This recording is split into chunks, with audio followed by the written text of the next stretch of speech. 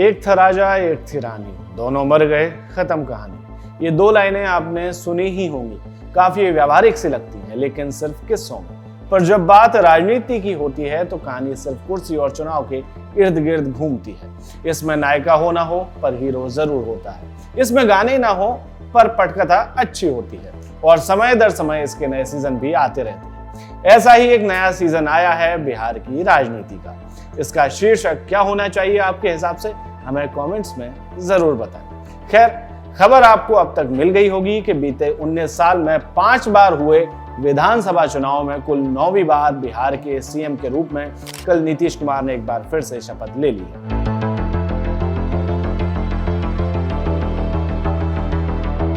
नीतीश के साथ 2 और लोगों ने बिहार के डिप्टी सीएम की शपथ ली, जिनमें एक हैं विजय सिन्हा और दूसरे हैं सम्राट चौधरी। आज के किस्से के मुख्य किरदार हैं सम्राट चौधरी। तस्वीरों में पगड़ी बांधे दिख रहे महोदय सम्राट चौधरी। इन्होंने कुछ महीनों पहले मीडिया के सामने आकर कहा था कि सिर पर बांधा ये मुरेठा, जो पगड़ी जैसा साफा सम्राट सिर पर बांधे रहते हैं, वो तब खुलेगा जब नीतीश कुमार को मुख्यमंत्री की कुर्सी से उतार देंगे। लेकिन संयोग और नियति, ये 2 ऐसी चीजें हैं जो आपसे पहले कहानी की शुरुआत और पटाक्षेप दोनों लिख चुकी होती है। हुआ भी ऐसा ही। जिन नीतीश कुमार को कुर्सी से हटाने की बात करते थे सम्राट, अब उन्हीं नीतीश बाबू के डिप्टी सीएम बन गए हैं। सम्राट के ताजा परिचय के मुताबिक वे बिहार बीजेपी के अध्यक्ष हैं और अब बिहार के उप मुख्यमंत्री भी। लेकिन क्या सिर्फ सम्राट का इतना ही इतिहास है? जवाब है नहीं। अमित शाह का बिहार में कमांडर कहे जाने वाले सम्राट कभी लालू प्रसाद यादव की सेना के लेफ्टिनेंट थे। सम्राट ने अपना राजनीतिक करियर अपने पिता शकुनी चौधरी के सानिध्य में शुरू किया था।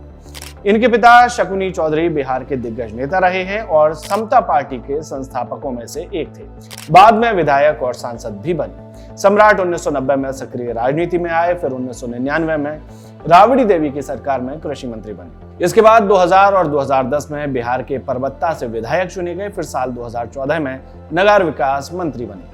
इसके बाद साल 2018 में सम्राट चौधरी बीजेपी में शामिल हो गए, जहां एनडीए सरकार में चौधरी को पंचायती राज मंत्री बनाया गया। बीजेपी में शामिल होने से पहले उनकी नजदीकियां आरजेडी और जेडीयू से बनी रही। सम्राट के बीजेपी में आने से लव कुश वोट यानी कि कुर्मी और कुशवाहा पर काफी फर्क पड़ा। ये वोट भी बीजेपी के खेमे में आने लगा। दूसरी तरफ सिन्हा को डिप्टी सीएम बनाकर पार्टी ने एक बार फिर से सवर्ण को साधने का काम किया है। इससे पहले राजस्थान में भजनलाल शर्मा को सीएम बनाकर ब्राह्मणों को सीधा संदेश दिया था। कुल मिलाकर बीजेपी ने बिहार में अपने नए चेहरों को जगह देकर आने वाले लोकसभा चुनाव और उसके बाद 2025 के बिहार विधानसभा चुनाव के लिए अपनी कमर कस ली है। जाते जाते एक सवाल आपके लिए छोड़कर जा रहा हूं, जिसका जवाब आप कमेंट्स में दे सकते हैं।